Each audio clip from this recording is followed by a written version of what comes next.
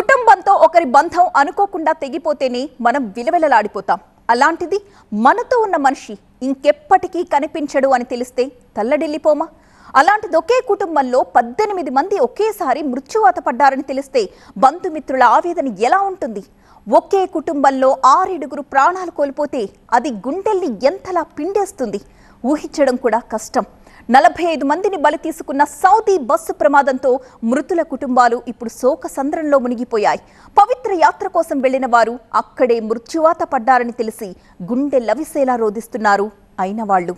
ముస్లింలంతా కోరుకునే పవిత్ర గమ్యం, ఆ యాత్రికులకు అదే చివరి ప్రయాణం. విషాదంలో ముంచెత్తిన సౌదీ ప్రమాదం. మక్కాకు చేరుకున్నారు, తమ జీవిత లక్ష్యాన్ని నెరవేర్చుకున్నారు. గుండెల నిండా ఆధ్యాత్మిక భావనతో మరో పవిత్ర క్షేత్రానికి ప్రయాణమయ్యారు. కానీ అదే తమ చివరి ప్రయాణమవుతుందని ఊహించలేకపోయారు. ఘోరం జరిగింది. అర్ధరాత్రి తరువాత జరిగిన ఘోర ప్రమాదం తెల్లారేసరికి విషాదాన్ని మోసుకొచ్చింది. మక్కా నుండి మదీనాకు బయలుదేరిన బస్ దారిలో ప్రమాదానికి గురైంది. అందులో ప్రయాణిస్తున్న 46 మందిలో 45 మంది ప్రాణాలు కోల్పోయారు. బాధితులంతా హైదరాబాద్ వాసులే. ప్రమాదం గురించి తెలియగానే ఆత్మీయులు, బంధుమిత్రులు విషాదంలో మునిగిపోయారు. అంతా వారం రోజుల క్రితం హైదరాబాద్ నుండి బయలుదేరి వెళ్లిన వారే. విజయవంతంగా మక్కాలో ఉమ్రా పూర్తి చేసుకున్నారు. మదీనాకు బయలుదేరారు. సోమవారం తెల్లవారుజామున 1:30 సమయంలో ఉమ్రా యాత్రికుల బస్ ఆయిల్ ట్యాంకర్ ని ఢీకొట్టింది. ఒకే ఒక్కడు ప్రాణాలతో బయటపడ్డాడు. మిగిలిన 45 మంది అగ్నికి ఆహుతైపోయారు. ప్రమాద సమయంలో అంతా గాఢ నిద్రలో ఉండటంతో ఎవరూ తప్పించుకోలేకపోయారు. మాంసపు ముద్దలు తప్ప మరేమీ మిగల్లేదు. పురుషులు, మహిళలతో పాటు చిన్న వయసులోనే ఉమ్రా యాత్ర పూర్తి చేసుకున్న 10 మంది చిన్నారులకు కూడా నూరేళ్లు నిండిపోయాయి. ఉమ్రాకు వెళ్లిన హైదరాబాద్ విద్యానగర్ కు చెందిన ఒక కుటుంబంలో 18 మంది ప్రాణాలు కోల్పోవడాన్ని ఆత్మీయులు తట్టుకోలేకపోతున్నారు. రిటైర్డ్ రైల్వే ఉద్యోగి నసిరుద్దీన్ కుటుంబ సభ్యులు ఈ నెల 9న సౌదీకి బయలుదేరి వెళ్లారు. బస్ ప్రమాదంలో అందరూ ప్రాణాలు కోల్పోయారు. సౌదీలో జరిగిన దుర్ఘటనలో విద్యానగర్కి చెందినటువంటి నజీరుద్దీన్ కుటుంబానికి చెందిన దాదాపు 18 మంది కూడా ఈ ప్రమాదంలో మృతి చెందారు. పూర్తిగా ఈ ఘటనలో 18 మంది ఒకే కుటుంబానికి చెందిన వారు చనిపోవడంతో వారి కుటుంబంలో పూర్తిగా విషాద ఛాయలు అలుముకున్నాయి. నజీరుద్దీన్ కుటుంబ సభ్యులంతా కూడా విదేశాల్లో ఉంటారు. ఈ నెల 9వ తేదీన వాళ్ళందరినీ ఇక్కడికి తీసుకొచ్చిన తర్వాత ఇక్కడ నుండి ప్రస్తుతం మనం చూస్తున్నటువంటి ఈ విద్యానగర్ నుండే కూడా వారందరినీ నజీరుద్దీన్ స్వయంగా వెంట తీసుకుని వెళ్ళి మక్కాకు ప్లాన్ చేశారు. 9వ తేదీ వారంతా కూడా ఇక్కడ నుండి సౌదీకి వెళ్ళారు. సో అక్కడికి వెళ్ళి ఈ మొత్తం కూడా ఉమ్రాకి వెళ్ళిన తర్వాత ఈ రకంగా ప్రమాదంలో మరణించడంతో కూడా పూర్తిగా కుటుంబంలో విషాద ఛాయలు అనుకున్నాయి. क्या होता आपको नजीरुद्दीन? आपको या समझो मेरी बात।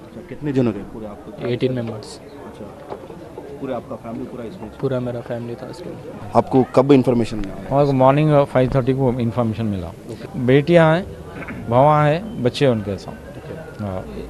एक बेटा है, एक बच्चा बाहर उनका अमेरिका में है, वो सेफ है। यहाँ पे 18 मेंबर्स पूरे फैमिली के ऑन द स्पॉट।